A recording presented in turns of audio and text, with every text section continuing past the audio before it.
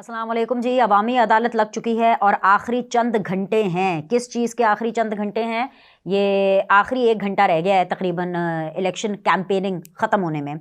और वोट के एतबार से अमीर और गरीब का जो फ़र्क है वो मिट चुका है। वो इसलिए क्योंकि मुल्क भर के जो हज़ारों उम्मीदवार हैं वो अवामी अदालत के कटहरे में मौजूद हैं और आखिरी इस 1 घंटे के अंदर वो भरपूर अपनी कोशिश कर लेंगे कि भाई किसी ना किसी तरह जिन लोगों ने अपना माइंड नहीं बनाया है वो अपना माइंड बना लें ताकि 8 फरवरी को उनके लिए आसानी हो कि किसको वोट करना है। अब आइंदा 5 साल के लिए पाकिस्तान का करता धरता कौन होगा, इसका फैसला तो वैसे अवाम कर चुकी है अपने दिल में। नवाज शरीफ के लिए वजारत उज़्मा की जो दौड़ है उसको बहुत ही आसान बनाया गया है। और मैं जब कहती हूँ ना आसान बनाया गया है, वो इसलिए भी मैं कह रही हूँ आसान बनाया गया है क्योंकि पीटीआई तो आप देखें है ही नहीं ना। पीटीआई तो है नहीं, क्योंकि बल्ला नहीं है तो मतलब समझे पीटीआई नहीं है। ऑन पेपर पीटीआई है लेकिन अदरवाइज तो पीटीआई नहीं है। उनका मुकाबला सिर्फ बिलावल भुट्टो से है। अपेरेंटली सुन लें रिएक्शन देने से पहले सुन लें। लेकिन वो बिलावल हैं, ये वही बिलावल भुट्टो हैं जिसे किसी भी खातिर में लाए बगैर जो नवाज शरीफ साहब हैं वो खुद को बिला मुकाबला वजीर आजम तसव्वुर किए बैठे हैं। इतना कॉन्फिडेंस, इतनी पुरएतमादी है, या मैं ये कहूँ कि पुरएतमादी का आलम ये है कि इस टाइम पर नून लीग के बेंचेस में या नून लीग के अंदर जो काफ़ी क्लोज नेट जो सर्कल है नून लीग का, जो फैसला साज लोग हैं नून लीग के अंदर, वो ये बात नहीं कर रहे हैं कि वजारत उज़्मा कौन है, उस पर कौन बैठेगा, शहबाज शरीफ, नवाज शरीफ, ये वो नहीं। डिस्कशन वजारत उज़्मा पर नहीं हो रही है। डिस्कशन हो रही है कि अक्सरियत कितनी होगी, क्या सिंपल मेजॉरिटी मिलनी है, या फिर इस बात के ऊपर जोड़ तोड़ हो रही है कि जी 2/3 अक्सरियत मिलनी है।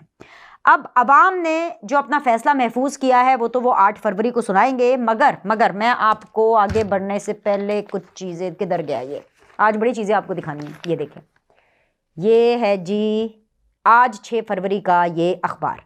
ये 12 बजे से ख़त्म होने से पहले मैंने आपको बताना है, ठीक है।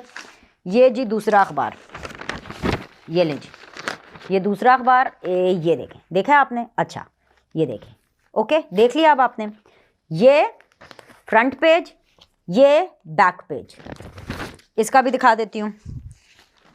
ये फ्रंट पेज और ये लें जी, ये रहा जी इसका बैक पेज, ठीक है। अंदर मैं खोल लेती हूँ ऐसे, ये देखिए, ये बिल्कुल जी इसमें कुछ पीटीआई का नहीं है। ये जो 2024 के, ये देखें, अंदर से भी मैंने आपको पूरा खोल के दिखा रही हूँ जितना नज़र आ रहा है। 24 के जो इलेक्शंस हैं उसकी हकीकत यही है। फ्रंट पेज पर नवाज शरीफ, लास्ट पेज पर बिलावल भुट्टो और पीटीआई निश्ता खलास, पीटीआई खलास। ये है रियलिटी 2024 के इलेक्शन की। अवाम ने तो अपना फैसला 8 फरवरी को सुनाना है, मगर आज अखबारात ने 6 फरवरी को ही नवाज शरीफ को वजीर आजम बना दिया है। जी हाँ, तमाम छोटे बड़े अखबारात, ये तो मैंने आपको 2 दिखाए जो इस वक्त मेरे पास पड़े हुए थे। तमाम छोटे बड़े अखबारात को अगर आप देखें तो पहले सफ़े पर नवाज शरीफ हैं, आखिरी सफ़े पर बिलावल भुट्टो हैं, और उन्होंने नवाज शरीफ को ये नवीद सुना दी है कि जी मुबारकां जी, मुबारकां, आप जी नवाज शरीफ साहब आप बन गए हैं जी वजीर आजम।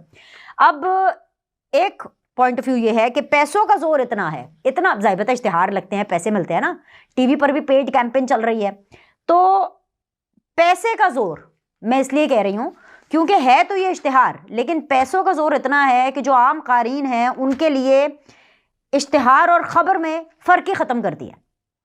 कुछ तो मैं मतलब सलाम भी पेश करूंगी, 21 तोपों की सलामी है मेरे ये मीडिया हाउस के तमाम बड़े बड़े। देखिए, मैं हर एक के काम को ना बड़ा रिस्पेक्ट करती हूँ। जो लोग मेरे इस चैनल को फॉलो कर रहे हैं ना, वो उन्होंने शायद ही कभी देखा होगा, बहुत कम, कि मैंने अपनी कम्युनिटी के कुछ लोगों के ऊपर तनकीद की हो। सिर्फ तभी तनकीद किया जब मुझे लगा कि भाई अब तो टू मच ही हो गया ना, अब तो तनकीद करना बनता है।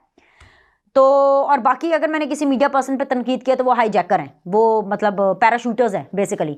वो क्या वर्किंग क्लास के ये सहाफ़ी, वर्किंग क्लास के एंकर्स या उस तरह से नहीं है। मैं अपनी कम्युनिटी के ऊपर इसलिए इतनी ज़्यादा बात नहीं करती। उसकी वजह मैं आपको बताती हूँ क्यों। उसकी वजह यह है कि मैं हर एक के काम और हर एक का जो भी एक्सपीरियंस होता है, हर एक का एक पॉइंट ऑफ व्यू होता है, उसको मैं रिस्पेक्ट देती हूँ और हमें रिस्पेक्ट देनी चाहिए।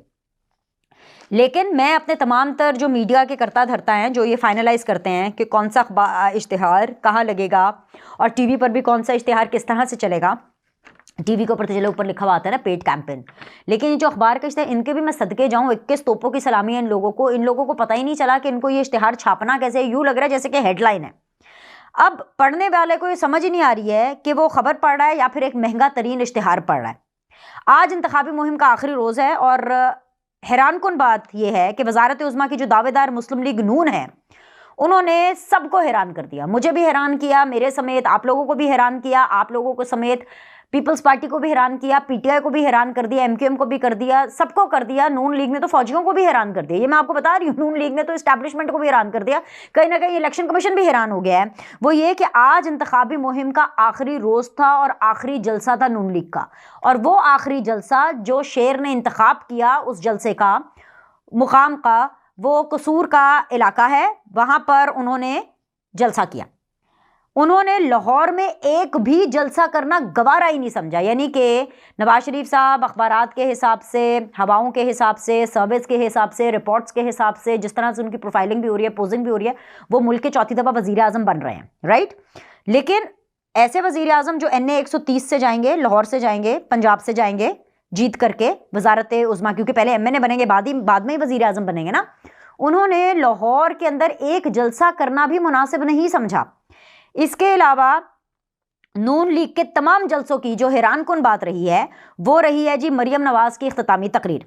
अब नवाज शरीफ हर जलसे में खुद पर अपनी बेटी को फौकियत देते चले आ रहे हैं, और नवाज शरीफ की ये स्ट्रैटेजी सियासी थी या मरियम नवाज को एक दफ़ा और लॉन्च करने की तैयारी थी, ये हमें आने वाले वक्त में पता चल जाएगा। मैं इसके ऊपर इतनी ज़्यादा अभी पेशन गोई नहीं कर सकती और ना इसके ऊपर मैं बात कर सकती हूँ। हमें आने वाला वक्त बताएगा कि ये जो स्ट्रैटेजी थी नवाज शरीफ साहब की, ये ठीक है कि नहीं है। लेकिन इस वक्त जो मैं आपसे बात करना चाहती हूँ वो मैं ये बात करना चाहती हूँ कि भाई किसकी इंतखाबी मुहिम मुतासर कुन रही, किस पार्टी की जो कैंपेन थी उसने मायूस किया, अवाम का क्या मूड है, और 8 फरवरी को इलेक्शंस कैसे होने वाले हैं, मैं आपको इस हवाले से बताऊंगी। तो जो कसूर का जलसा था, नो डाउट वो बड़ा अच्छा जलसा था। कसूर के जलसे में नवाज शरीफ साहब ने हमें यह भी बता दिया कि पंजाब का चीफ मिनिस्टर कौन होगा, इस बारे में भी मैं आपको बताती हूँ। लेकिन इनको लाहौर में जलसा करना चाहिए था। ये मियाँ साहब आपने क्या किया, आपको लाहौर में जलसा करना चाहिए था, क्योंकि लाहौर आपकी कहते हैं ना जैसे कि जन्मभूमि की हैसियत रखती है। बिलावल तो कहते हैं कि जी पीपल्स पार्टी की जो जन्मभूमि है वो लाहौर है, बिल्कुल है। लेकिन जितना नून लीग ओन करती है कि जी पंजाब हमारा और लाहौर के चप्पे चप्पे से हमें, आपको आखिरी जलसा तो लाहौर में यूं खुल के शेर आता कि हाँ जी आ गया नवाज शरीफ, ये लो लाहौरियों आपके बीच में। पता नहीं मतलब क्या कॉन्फिडेंस है, ओवर कॉन्फिडेंस है या एक्सपोज होने का डर है, मुझे नहीं पता। हालांकि तब हवाओं का रुख जो है वो नवाज शरीफ की तरफ है, और इसके बारे में मैं आपको 10 दफ़ा बता चुकी हूँ कि बात सिर्फ ये जब मैं हवाओं के रुख की करती हूँ, सिर्फ मैं इसलिए नहीं करती कि जी फौज है और फौज की टूट गई तड़क करके PTI के साथ और अब नवाज शरीफ को लाना, नहीं। जो बाकी ममालिक हैं, एक इंटरनेशनल कम्युनिटी भी तो होती है ना, वो कंफर्टेबल है शरीफ के साथ काम करने के लिए, वो नवाज शरीफ के साथ काम करने के लिए कंफर्टेबल है। शहबाज शरीफ को दिया था ना, वजारत उज़्मा दी थी ना शहबाज शरीफ को। सारी पार्टियां जो है वो हुकूमत में थी 16 महीने की, PTI को निकाल के कितना परफॉर्म कर लिया उन्होंने। बस रूठने मनाने, मुझे ये दे दो, मुझे ये वजारत दे दो, इसी में पूरा टाइम गुजर गया। बिलावल ने भी इसी में पूरा टाइम गुजार दिया अपनी प्रोफाइलिंग करने में, और शहबाज शरीफ साहब ने लोगों को मनाने में और खुश करने के अंदर ही पूरी गुजार दिया कि हम ये 16 महीने किसी तरह गुजार इलेक्शन तक का टाइम। तो कहने का मतलब है कि शहबाज शरीफ साहब भी नवाज शरीफ के कॉम्बिनेशन के बगैर नहीं कर सकते ना, एक आपको कॉम्बो होता है, नहीं कर पाए थे। तो इनको जलसा लाहौर में करना चाहिए था, नहीं किया। लाहौर की आवाम को मैं समझती हूँ कि एक अच्छी एंटरटेनमेंट और एक अच्छी पॉलिटिकल एंटरटेनमेंट से महरूम रखा गया। तो being a resident of Lahore, मैं तो आपको ये बात जरूर कहूंगी भाई, आपको अच्छी लगे या ना लगे, आप मुझे बल्कि कमेंट में नीचे बताइए कि क्या आपको नहीं लगता कि मुल्क के जो चौथी दफा वजीर आजम बनने जा रहे हैं, जो इस बात के दावेदार हैं कि नवाज शरीफ चौथी बार वजीर आजम बनेंगे, वो किस्मत के धनी हैं नवाज शरीफ, और लिहाजा इसीलिए क्योंकि उनकी किस्मत बहुत अच्छी है तो वो चौथी दफा वजीर आजम बनेंगे। तो क्या उनको लाहौर के अंदर एक बड़ा पावर शो नहीं करना चाहिए था? क्या जो बिलावल का जो पावर शो हुआ, जो उन्होंने ताहिरुल कादरी के साथ मिलकर के किया लाहौर में, जहाँ पे उन्होंने आगाज़ किया जलसों का, लाहौर में जलसों का आगाज़ किया, मतलब ऐसे तो वो अपनी कैंपेनिंग कर ही रहे थे, तो मुझे लगा कि इख्तिताम नवाज शरीफ करेंगे, लेकिन उन्होंने नहीं किया, करना चाहिए था। खैर, एक तो ये चीज़ है। दूसरी चीज़ है कि कसूर के जलसे के अंदर उन्होंने बहुत बातें की, बड़ी अच्छी बातें की, जलसा बहुत अच्छा था, नो डाउट जलसा अच्छा था। मगर वहाँ पे जलसे में खड़े होकर के नवाज शरीफ साहब ने शहबाज शरीफ साहब को बता रहे थे, बल्कि इंस्ट्रक्ट भी कर रहे थे, ऑर्डर भी दे रहे थे कि देखिए यहाँ आपको दानिश स्कूल बनाने हैं, यहाँ आपने ये करना है, यहाँ आपने ये करना है, जिसका ये मतलब है कि शहबाज शरीफ साहब मुल्क के सबसे बड़े सूबे पंजाब के चीफ मिनिस्टर बन रहे हैं। मैंने आपको बताया था ना कि इन्होंने काबीना अपना फैसला साजी पूरी कर ली है, मैंने आपको पिछली वीडियो में बताया था ना, और उससे पिछली वीडियोस में मैं आपको बता चुकी हूँ कि चीफ मिनिस्टर ये शहबाज शरीफ साहब को बना रहे हैं, खुद नवाज शरीफ साहब प्राइम मिनिस्टर बनेंगे, मरीम नवाज उनके साथ होंगी ऊपर सेंटर में, और मरीम को ट्रेन करेंगे। और वैसे भी मरीम नवाज और नवाज शरीफ को जो इस्लामाबाद में प्राइम मिनिस्टर हाउस है, पनामा का फैसले के बाद वहां से निकाला गया था, तो मामला वहीं से शुरू करना है जहां से साजिश रची गई थी। तो इसलिए मरीम नवाज का और नवाज शरीफ का प्राइम मिनिस्टर हाउस में होना ज़रूरी है। हालात तो ये डिमांड करते हैं भैया, अगर ये लोग दावा करते हैं कि जी हमने वहीं से शुरू करना है जहां से ये सिलसिला टूटा था, जलसों में भी नवाज शरीफ साहब कहते हैं हमने वहीं से शुरू करना है, तो वो सिर्फ परफॉर्मेंस और काम के एतबार से नहीं कहते, वो अपनी लोकेशन के एतबार से भी कहते हैं, वो अपनी डेजिग्नेशन के एतबार से भी कहते हैं। लेकिन एक फ़र्क होगा, कुलसूम नवाज साहिबा उनके साथ नहीं होंगी। एक फ़र्क होगा, वो ये कि नवाज शरीफ साहब की वालदा उनके साथ नहीं होगी, और इस लॉस की जो कसक है वो नवाज शरीफ को खैर हमेशा रहने वाली है। एनीवेज, तो जी ये बात नवाज शरीफ साहब ने खुद हमें जलसे में बता दी, जिस तरीके से वो शहबाज शरीफ साहब को इंस्ट्रक्ट करते हैं। दूसरी चीज़ ये कि नवाज शरीफ और इमरान खान में ना ये बहुत बड़ा फ़र्क है कि इमरान खान ना अपने आसपास बुजदार लगा करके ना अपने आप को हाईलाइट करना चाहते हैं, उनको अपने आसपास कोई काम के बंदे नहीं चाहिए। शहबाज शरीफ साहब का जो फंडा है ना वो उल्टा है, नवाज शरीफ साहब का फंडा उल्टा है। वो पंजाब का जो सूबा है, जिसकी मतलब करोड़ों के एतबार से उसकी जो है वो आबादी है, उसको किसी न्यू कमर पे या किसी इनएक्सपीरियंस शख्स पे नहीं छोड़ना चाहते। मैं ये नहीं कह रही सही है ये गलत है, मैं आपको सिर्फ फंडा बता रही हूँ। इमरान खान साहब का अपना एक तर्ज था काम करने का, नवाज शरीफ साहब का अपना है, तो लिहाजा वो शहबाज शरीफ साहब को चीफ मिनिस्ट्री से इधर उधर करना नहीं चाहते हैं, ये जब तक ये मैं आपसे बात कर रही हूँ, ठीक है। बाकी ऑब्वियसली 8 फरवरी को देखें क्या क्या कुछ होता है, सरप्राइज होता है नहीं होता, सब कुछ एज पर प्लान चलता है, ये हम आपको बताते रहेंगे। मेरी आपसे मुलाकात करने का सिलसिला जो है वो बिल्कुल जारी रहेगा। लेकिन अभी ज़रा हम इंतखाबी मुहिम की बात कर लें।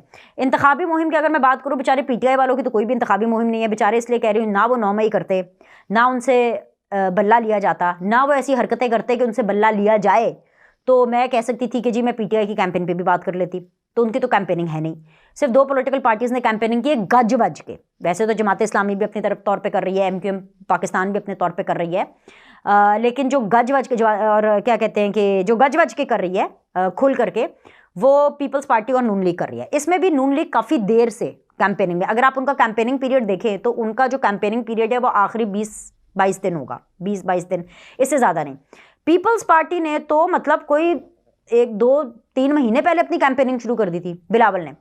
और अगर मैं कैंपेनिंग की बात करूं तो ऑफकोर्स पाकिस्तान पीपल्स पार्टी ने एक बहुत एग्रेसिव कैंपेनिंग की, बहुत एग्रेसिव, मतलब मीडिया के एतबार से भी मैं कहूं कि तो उन्होंने बड़े बड़े जो मीडिया के लोग हैं, बड़े बड़े इन द सेंस के बड़े बड़े नहीं, मतलब द बिग मीडिया वाले की मैं बात नहीं करें, बड़े बड़े का मतलब यह है कि बहुत ज़्यादा मतलब उन्होंने सारों को, सब मीडिया वालों को, लेकिन उन मीडिया वालों को जिनकी एंटी नून लीग जो वोटर है उनमें सुनी जाती है, उन एंकर्स को उन्होंने ज़्यादा टारगेट किया बिलावल ने, जो कि एंटी नून थे या जिनकी एंटी नून लोगों में ज़्यादा पजीराई है, क्योंकि उन्होंने उस वोटर को टारगेट करना था। तो लिहाजा उन्होंने अपने इंटरव्यूज़ भी उन्हीं लोगों को दिए, उन्हीं चैनल्स पे ज़्यादा गए, उन्हीं रिपोर्टर्स को ज़्यादा एंटरटेन किया। इसके अलावा पेड कैंपेन्स तो जाहिर सी बात है टेलीविज़न पर चली हैं, अखबारों में भी चली हैं। तो कैंपेनिंग के पॉइंट ऑफ व्यू से बड़ी एग्रेसिव कैंपेन बिलावल ने की है। नारे के ऊपर मुझे थोड़ा एतराज़ है। उन्होंने कहा है जी चुनो नई सोच को, तो बिलावल की कुछ बातें इस नारे से मैच नहीं करती। जैसे कि वो कहते तो हैं कि चुनो नई सोच को, उनका नारा है बाकायदे तौर पे, तो उसके अंदर वो कहते हैं कि नफ़रत की सियासत नहीं होनी चाहिए, नई सोच तो यही है ना, आपने आगे बढ़ना है। लेकिन वो बातें ऐसी करते हैं जो कि उनकी वालदा से भी पहले की हैं। जैसे कि उन्होंने कहा कि जो नवाज शरीफ है वो IGI वाला नवाज शरीफ है, ये अभी नए वाले नवाज शरीफ नहीं मुझे लग रहे, चार्टर ऑफ डेमोक्रेसी के बाद वाले नवाज शरीफ नहीं है। अब वो नवाज शरीफ में इस बारे में आपसे पहले भी बात कर चुकी हूँ। फिर जब वो ये बात करते हैं, ये तो नई सोच ना हुई, ये तो पिछली सोच का ताना हुआ। हालांकि नवाज शरीफ साहब तो उनके बारे में कोई बात भी नहीं कर रहे, मरियम भी नाम लेकर के कोई बात नहीं करती, हल्का फुल्का बस ऐसे ही थोड़ा सा जवाब दे दिया सो दे दिया। फिर उसके बाद जिस तरह से बिलावल कह रहे हैं नवाज शरीफ चोर है, ये तो हम इतना सुनते चले आए हैं, तो ये नई सोच जो उनका नारा है उसके साथ मैच नहीं करता। अगर मैं नून लीग की बात करूँ तो 20-22 दिन की कैंपेनिंग, उनकी भी कैंपेनिंग बड़ी अच्छी थी। उन्होंने अपने प्रोजेक्ट्स को तो इतना ज़्यादा वो नहीं किया, क्योंकि लोगों को पता है कि उन्होंने क्या क्या बनाया, वो जलसों के अंदर ही बताते थे। उनकी जो बेसिकली जो मीडिया कैंपेनिंग थी वो कुर्बानी मुश्किल वक्त के ऊपर थी, और उनकी जो मीडिया कैंपेनिंग है वो इसके ऊपर चलती रही कि किस तरह पाकिस्तान तहरीक इंसाफ वालों ने मामू बनाया पाकिस्तान की आवाम को, और वो बड़ी एक लाइटर नोट के ऊपर कैंपेन थी और एक बड़ी डिफरेंट कैंपेन थी, और वो भी अच्छी कैंपेनिंग थी। छोटी थी, देर से उन्होंने की, लेकिन वो कहता है ना देर आए दुरुस्त आए। तो पीपल्स पार्टी की भी कैंपेनिंग बहुत अच्छी थी, नून लीग की भी कैंपेनिंग बहुत अच्छी थी। नून लीग ने अपना नारा रखा है कि पाकिस्तान को नवाज दो, जो कि एक जूमानी नारा है। जूमानी इसलिए नारा है कि नवाज दो, कि पाकिस्तान को ब्लेस कर दो। और नवाज ऑफ कोर्स नवाज शरीफ का नाम है, तो उनका मतलब था कि नवाज को उन्होंने जूमानी इस्तेमाल किया है कि नवाज शरीफ से ब्लेस कर दो, ठीक है। सो इस लिहाज से नारा है। हालांकि इनका वोट को इज्जत दो का नारा और इससे पहले खिदमत को वोट दो का नारा, ये नारे ज़्यादा कैची थे as compared to this one. लेकिन ठीक है, हर इलेक्शन की अपनी अपनी एक वो टैगलाइन होती है जिसके ऊपर आप बात करते हैं। अब जैसे मैं एक सिर्फ चीज़, अब ज़्यादातर पूरी पूरी कैंपेन डिस्कस करना तो मेरे लिए बड़ा मुश्किल होगा इस छोटे सी वीडियो के अंदर। एक मैं आपसे चीज़ डिस्कस कर लेती हूँ PMLN की, और एक और प्रोजेक्ट में आपसे एक और मैं आपसे चीज़ डिस्कस कर लेती हूँ बिलावल की, पीपल्स पार्टी की। बिलावल की तो मैं बाद में करती हूँ, पहले मैं PMLN की कर लेती हूँ। PMLN की एक कैंपेन बहुत अच्छी है कि जी कुछ टूरिस्ट लोग आए हुए हैं बाहर से, और उनको एक जो शहर का टूर कराया जा रहा है, और उनको नज़र आती है, अच्छा जी एक वो ऑरेंज लाइन उनको नज़र आई, वो कहते हैं वाह ये किसने बनाई, तो वो कहते हैं कि जी वो ये PTI अपनी तरफ उसको ओन कर रही है कि जी हमने बनाई। तो पीछे से एक बंदा गुजरता है और वो कहता है नहीं नहीं ये नवाज शरीफ ने बनाई है, ये इस साल में बनाई है, गूगल करें गूगल करें। तो देखा, तो उनकी कैंपेन इस किस्म की थी। फिर इसके अलावा मरियम नवाज के हवाले से चल रही है कि उन्होंने बहुत सी कुर्बानियाँ दी। जाहिर बात है इस पूरी पहले इलेक्शन लड़ने तक मरियम नवाज की डिस्क्वालिफिकेशन होने से लेकर के डिस्क्वालिफिकेशन ख़त्म होने तक, सज़ाओं से बरियत तक, और पहला इलेक्शन लड़ने तक, और नवाज शरीफ साहब के सारे केसेस ख़त्म होने तक, और ये इलेक्शन लड़ने तक उन्होंने मरियम ने अपनी वालदा को और अपनी दादी को खोया है, नवाज शरीफ साहब ने अपनी वालदा को और अपनी बेगम को खोया है। तो उन्होंने उसको कुर्बानी के बेस के ऊपर वो रखा है। प्लस मरियम नवाज ने और नवाज शरीफ ने टेलीविज़न इंटरव्यूज़ नहीं दिए।